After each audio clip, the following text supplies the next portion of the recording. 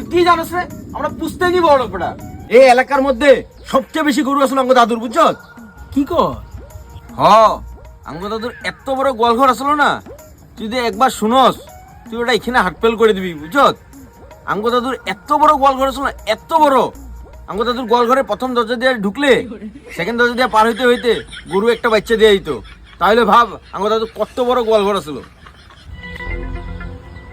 কি কর? এত বড় গোয়ালঘর থাকে নাকি?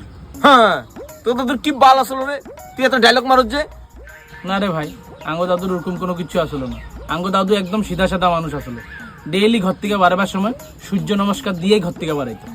আচ্ছা, তোর দাদু ডেইলি সূর্য নমস্কার করে বাইর হইতো, এটা তো বুঝলাম, কিন্তু যেদিন সূর্য উঠতো না, মেঘলা ওয়েদার থাকতো, ওই দিন তোর দাদু কি করতো?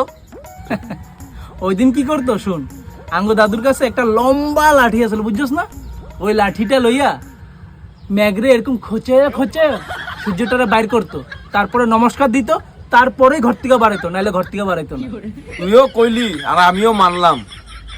আচ্ছা মানলাম তোর দাদুর অনেক বড় লম্বা লাঠি আসলো, কিন্তু তোর দাদু লাঠিটা রাখতো কই? কেন? তোকে দাদুর গোয়াল ঘরে।